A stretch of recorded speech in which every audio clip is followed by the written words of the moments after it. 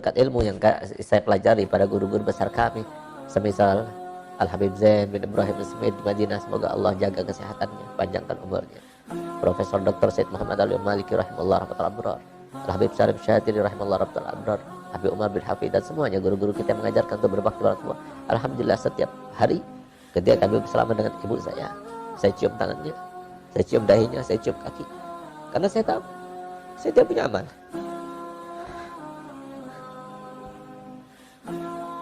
Dakwah saya belum tentu diterima, buku saya yang saya banyak tulis belum tentu diterima. Tapi ridho seorang ibu, ridho orang tua, itulah segala-galanya.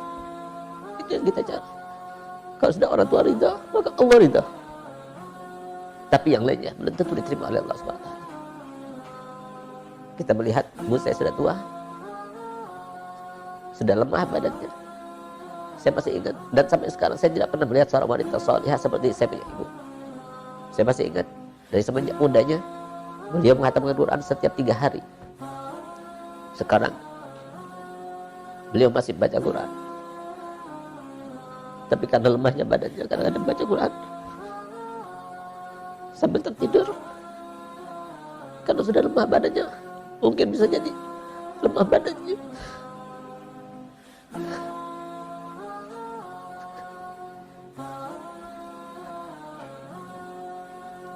Bermacam-macam penyakit yang sekarang ditanggungnya karena dulu banyak memikirkan kita.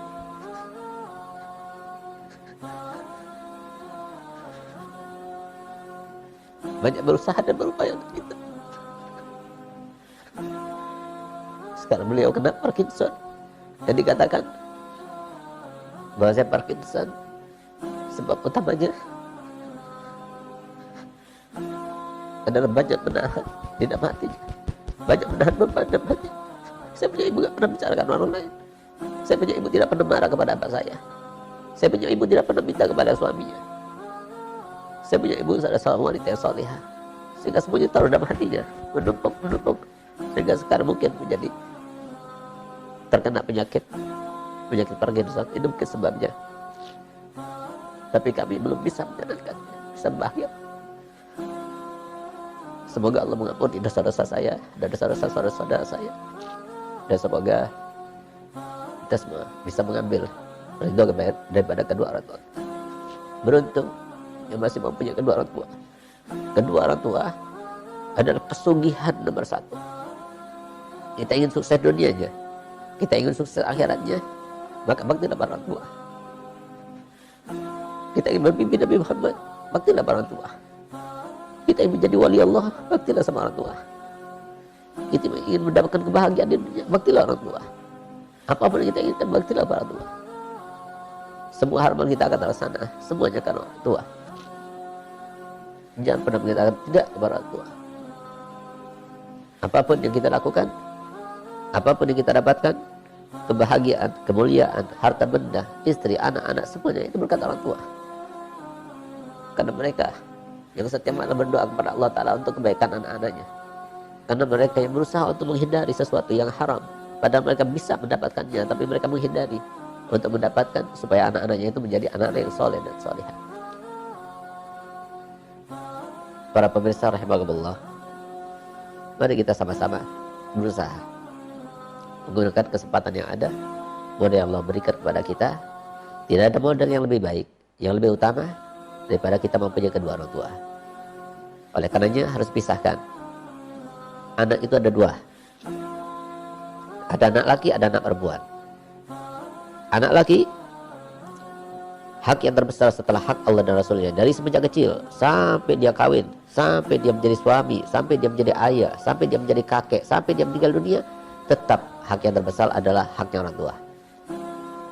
Haknya istri keluarga setelah haknya orang tua. Berbeda dengan anak perempuan. Kalau anak perempuan, selagi dia itu masih belum bersuami, maka orang tua adalah hak yang terbesar setelah haknya Allah dan Rasulnya. Tapi begitu dia kawin, maka haknya suami yang terbesar, orang tua setelah suami. Oleh karenanya di sini banyak terjadi sekarang ini melalui penelitian yang ada,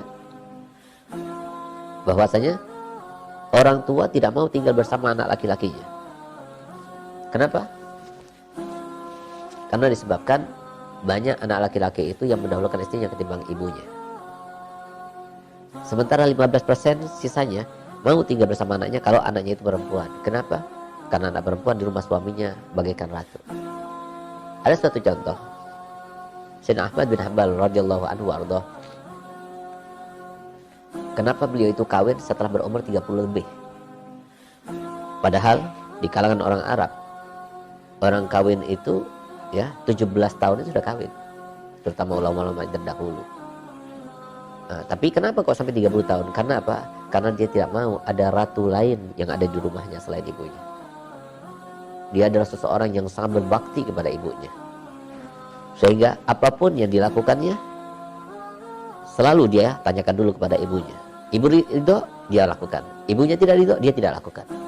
Sampai ketika dia meninggal ibunya, baru dia kawin. Ketika ditanya, kenapa engkau tidak kawin sebelumnya? Iya, aku tidak mau menduakan ibuku. Aku jadikan ibuku sebagai ratu di rumahku, dan aku tidak mau ada ratu yang lainnya. Sehingga aku tahan keinginanku untuk menikah kecuali setelah meninggalnya ibuku. Jadilah Imam Ahmad bin Hanbal yang terkenal. Imam Syafi'i yang seumur hidupnya dengan mujahadahnya dia tidak pernah kenyang kecuali 2 kali saja. Pertama kali ketika dia makan di tempatnya Imam Ahmad bin Hanbal, karena dia tahu itu makanan turun dari atas langit. Yang kedua, ketika dia itu diperintahkan oleh ibunya untuk makan dan makan, maka dia makan dengan lahapnya. Tapi kemudian dia tidak kuat karena tidak menampung lagi, maka dia keluarkan di belakang rumahnya untuk menyenangkan ibunya. Itu yang dilakukan oleh mereka. Kita lihat Sayyidina Ali Zainal Abidin, yang dia katakan pada ibu, ibu, aku ini bukan anakmu, aku ini adalah budakmu. Kalau engkau mau, bawa aku ke pasar, engkau jual diriku, harta daripada hargaku itu engkau ambil untuk keperluan. Kalau engkau mau, maka engkau kerjakan aku sebagai budak. Itulah aku. Aku bukan sebagai status anakmu. Coba lihat sampai sedemikian rupa bagaimana baktinya pada orang tua. Dan beliau, Sayyidina Ali bin Sayyidina Husain bin Sayyidina Ali bin Abi Thalib karramallahu wajhah, ibn Fatimah binti Rasul sallallahu alaihi wasallam, tidak pernah makan satu wadah, satu meja bersama ibunya.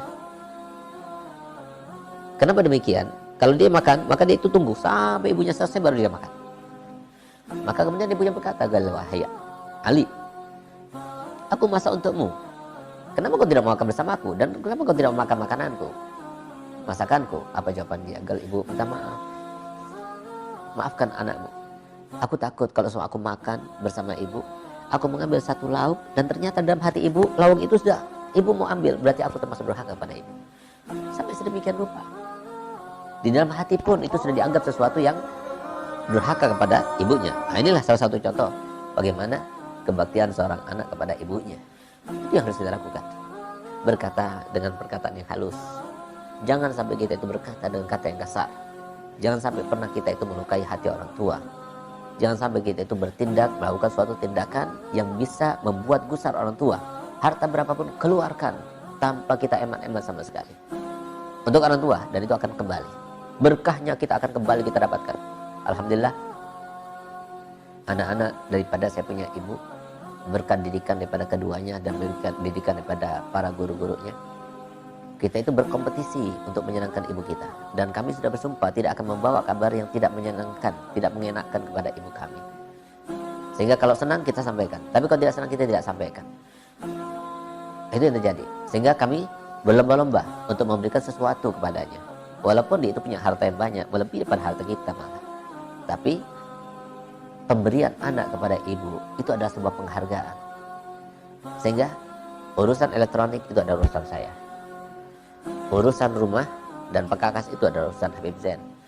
Begitu pula kami bagi-bagi, ada yang bagian ini, bagian itu dan sebagainya, untuk apa? Menyenangkan saya punya ibu.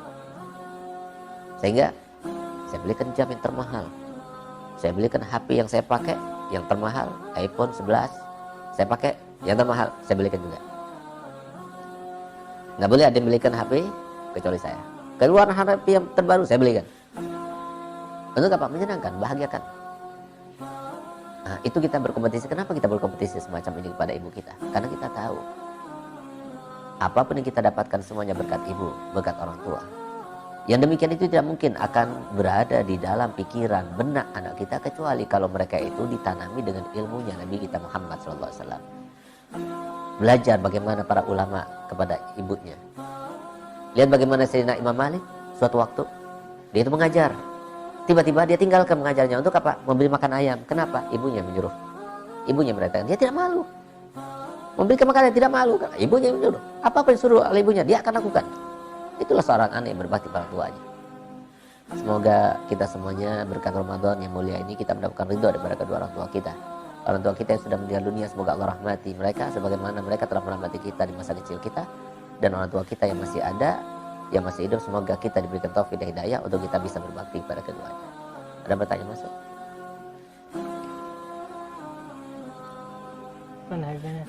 Bagaimana cara berbakti kepada orang tua sedangkan kita telah menjadi istri yang harus berbakti kepada suami? Iya, jadi itulah ya aturan agama ya. Jadi kalau anak perempuan sama anak laki itu beda. Anak perempuan itu kalau seumpama dia itu sudah kawin, maka bakti kepada suami itu melebihi daripada bakti para orang tua.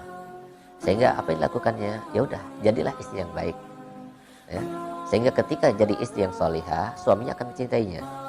Ketika suaminya mencintainya, maka apapun yang terkait dengan ibunya dia akan muliakan, dia akan hormati. Nah, itulah yang bisa dilakukan oleh seorang istri ya. Jangan sampai dia itu menjadi istri yang tidak baik, sampai kemudian naudzubillah ya, mencegahnya untuk mendekat kepada ibunya, suami. Nah itu berakibat apa? Berakibat kepada sebaliknya nanti. Karena apa yang kita lakukan itu akan kembali kepada kita sendiri, baik itu baik maupun itu buruk. Ya. Oleh karena itu, maka itu yang bisa saya sarankan. Jadilah istri yang solihah, supaya suami itu tambah sayang, tambah cinta. Otomatis kalau sudah seperti itu, berarti dia itu bisa berbakti pada ibunya. Tapi kalau tidak, maka susah untuk kita laksanakan. Ya. Itu yang bisa kita lakukan. Ada? Assalamualaikum. Mohon izin bertanya, apa yang harus saya lakukan jika kita pernah menyakiti hati orang tua kita, agar tidak menjadi anak yang durhaka? Ya, jadi harus mengambil ridhonya lagi sampai dia itu tertawa, sampai dia itu ridho, sampai dia itu kemudian mengasihi kita lagi. Nah, caranya bagaimana? Apapun yang kita lakukan selama ketaatan kita dan pengambilan hati mereka yang kita lakukan itu tidak sampai menyalahi agama. Tapi kalau sudah menyalahi agama itu tidak boleh dilakukan. Kenapa? La ta'atal makhluqin fi maksiatil khaliq. Oleh karenanya, jadi orang itu macam-macam cobaannya ya.